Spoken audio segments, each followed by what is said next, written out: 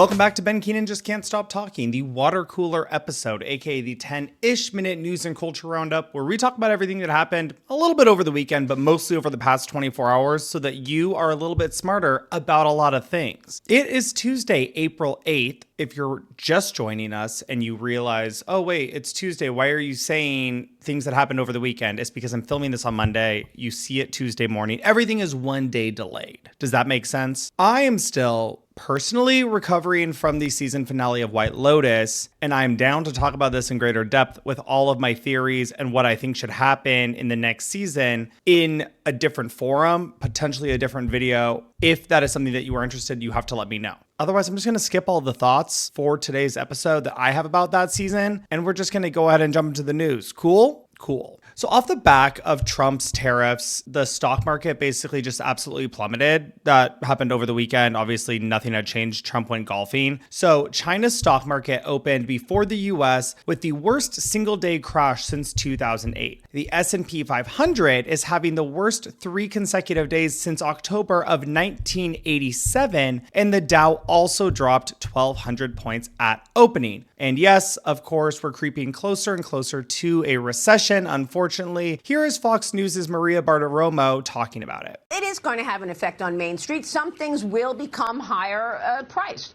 We will see some products actually be raised in price because companies will pass on the cost of tariffs to consumers.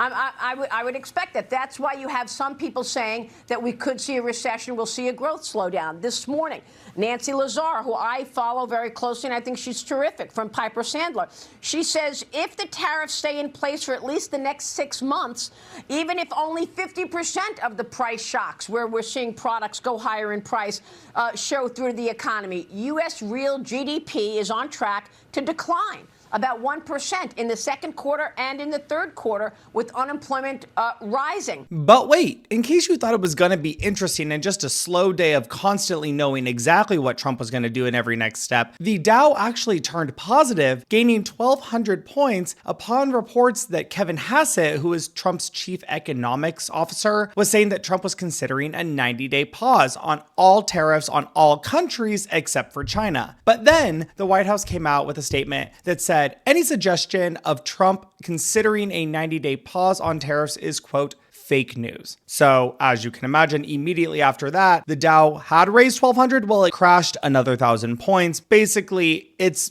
down to where it started the day. It kind of went like this, up, down, all day long. And I hate everything. Secretary of Health and Human Services RFK Jr. has come out in support of the MMR vaccine in order to control the spread of measles that he himself helped cause through his anti-vax rhetoric. He said in part on Twitter, quote, I came to Gaines County, Texas today to comfort the Hildebrand family after the loss of their 8-year-old daughter, Daisy. I got to know the family of 6-year-old Kaylee Fair after she passed away in February. I also developed bonds with and deep affection for other members of this community during that difficult time. My intention was to come down here quietly to console the families and to be with the community in their moment of grief. And he talks a little bit more about there's nearly 700 cases of measles, yada, yada. I'll skip forward. He continues, quote, the most effective way to prevent the spread of measles is the MMR vaccine. I've spoken to Governor Abbott and I've offered HHS's continued support. At his request, we have redeployed CDC teams to Texas. We will continue to follow Texas's lead and to offer similar resources to other affected jurisdictions. You know an outbreak is bad when an anti-vax conspiracy theorist like RFK Jr. is telling you to go get vaccinations, right? Also, side note, just because this pisses me off to no end, he used the apostrophe S incorrectly throughout the duration of his statement, which he probably did not write. It was his team, but that should go to show you. As somebody who works in communications, that's just the biggest pet peeve that I have. You should have one person who's competent enough to know how to do it. It's like not knowing how to do there. We have finally gotten the first trailer of Wes Anderson's new movie, The PHOENICIAN Scheme, starring Benicio del Toro, Mia Threapleton, Michael Cera, Tom Hanks, Benedict Cumberbatch, Scarlett Johanson, and more. Rescue workers are laboring to recover and identify the remains of Jaja Corda, international businessman, maverick in the fields of armaments and aviation, among the richest men in Europe. He is survived by 10 children, 9 boys, 1 nun, his daughter Liesel. Who shot you? Tara's from out of town. Help yourself to a hand grenade. You're very kind. Could you imagine falling in love with a man like me, by the way, hypothetically? You're drunk on 3 beers. Now, Wes Anderson is my favorite director. It's my favorite aesthetic of a movie out there. I just love everything that he does. So I will be the first person to be in line to see this movie when it comes out. So remember that Maryland father who was mistakenly sent to prison in El Salvador by the Trump administration due to, quote, administrative error? And then remember how a federal judge ordered the Trump administration to immediately return the guy to the US? Well, as you probably could have predicted, the Trump administration appealed the decision to the Supreme Court, basically actively asking the Supreme Court to block the decision, meaning that they'll just fucking leave this man that they mistakenly deported in a prison in El Salvador. This personally seems like the most vile thing that I've seen from this group of people, and I've seen a lot of vile things from them. But, you know, it can always get worse, as it did. The Supreme Court gave in to Trump and stopped the order that would return the guy they mistakenly sent to El Salvador. So now the guy is just stuck there because the Trump administration didn't want him back. Because Trump would rather leave a guy to rot in jail than admit that anything he did was wrong. Disgusting. Speaking of the Supreme Court, they opted today to turn away a challenge to New York's recently enacted gun restrictions, meaning that most provisions of the laws, including a ban on carrying concealed firearms in sensitive places, remains intact. And a small victory is still a victory, ladies and gentlemen.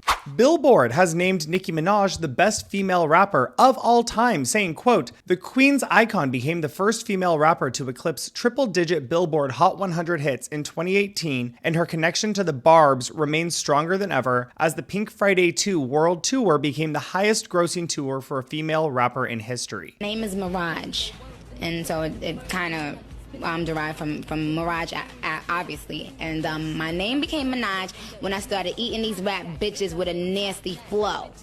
Cute. Dope. Okay, I guess the other top 10 are, starting at number 2, Missy Elliott, Lauryn Hill, Lil' Kim, Queen Latifah, MC Lyte, Salt and Peppa, Roxanne Shante, Eve, and Foxy Brown. After RFK Jr.'s come to Jesus moment about recommending the MMR vaccine for children, he now is saying that he plans to tell the CDC to stop recommending fluoride in drinking water. Because this man just can't fucking stop. You guys better stock up on toothpaste now that has fluoride in it, because who knows how long it's going to be before he bans that too. Make sure your teeth all stay in your mouth where they belong.